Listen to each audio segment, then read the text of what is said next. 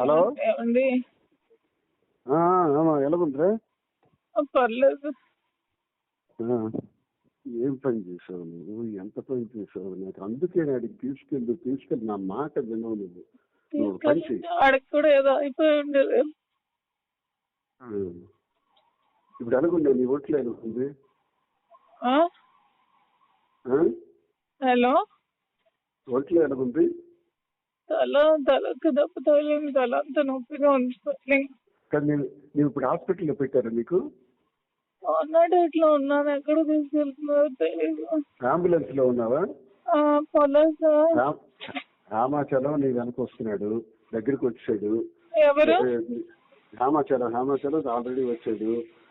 ఈడు కూడా వస్తున్నారు. ఎవరు? అవినాష్ కూడా వస్తున్నాడు. పద్మకు పంపిస్తున్నాను. నువ్వేం వరి అవ్వకు.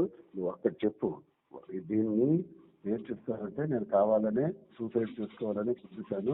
ఆమె దువ్వాడవాణి చేసినటువంటి అరాచకం 4 రోజులుగా చేస్తున్నటువంటిది నేను చనిపోవాలని నేను గుర్తిస్తాను చెప్పి అదొకటే మాట. అదొకటే మాట చెప్పేసి నువ్వు అలా ఉండుకో. నేను డాక్టర్ ఇవన్నీ నేను చూస్తాను. కావాలని అందరూ వస్తే పర్వాలేదు, డోంట్ వరీ.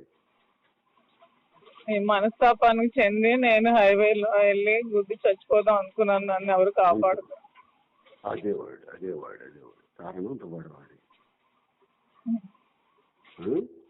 ప్రెస్ కి పంపించండి చేతికి. ఇప్పుడే చెప్తాను నేను దిగినప్పటికే. ఎవరికి? ప్రెస్ కి. నువ్వు ఎమోషనల్ కావకు. నువ్వు స్లోగా చనిపోవాలనుకున్నాను. ఇప్పటికీ నేను అంతే, పంపించండి చెప్తాను ఇప్పుడే. యాక్సిడెంట్ తప్పింది అనేసి యాక్సిడెంట్ లో చనిపోదామని నాకు మీద చూపించాను. అవి చెప్పి అర్జెంట్ గా చేసి పంపించమని బానే అన్నాను. ఎయిర్ బెలూన్స్ అన్ని ఓపెన్ అయ్యాయి. అవినాష్ వస్తున్నాడు, హేమ వస్తున్నాడు. ఫస్ట్ నీ దగ్గర హేమచంద్ర వస్తున్నాడు. ఫస్ట్ డ్రెస్ వాళ్ళకి అవినాష్ చెప్పి జిహెచ్కి అర్జెంట్ గా వెళ్ళమనండి, సూసైడ్ అటెంప్ట్ చేసిందని చెప్పి మనండి. అవికి ఎవరికి ఒకరికి ఇచ్చారు. నీ దగ్గరికి అర్జెంట్ గా నేను ఆల్రెడీ మెసేజ్ పాస్ చేయించేస్తాను. చేసి త్వరగా చేసి చెప్తాను. త్వరగా చేసి. అలాగే బానే ఉన్నాను. తలకి కొంచెం స్వెల్లింగ్ ఉంది అంతే, ఇంకేం లేదు. కొంచెం లిప్స్ కి దెబ్బ తగిలి బ్లడ్ వచ్చింది అంతే. కారు స్క్రీన్ బట్టి నీకు మేజర్ అయిపోతుంది. కారు బాగా బాల్తో పెడిపోయింది కదా.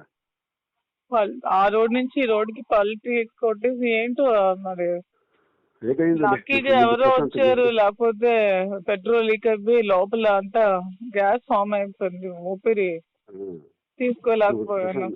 నువ్వన్నీ మాట్లాడుతాను ముందు ప్రశాంతంగా ఉంది. హాస్పిటల్ వచ్చారు. హాస్పిటల్ దగ్గరికి అందరూ వస్తారు. నా ఫోన్స్ ఎక్కడ ఉన్నాయో తెలీదు. ఫోన్ అన్ని నా ఒక కానిస్టేబుల్ దగ్గర ఉంది, నాకు ఇస్తాడు. గోల్డ్ కూడా ఉంది దాంట్లో, అంతా చూడమని. అవన్నీ తీస్తాను కానిస్టేబుల్ ద్వారా. ఓకే. పద్మ కూడా వస్తుంది, అవినాష్ వస్తున్నాడు, డాన్స్ ఏంటి కూడా వస్తున్నారు అనుకున్నాను. ఓకే.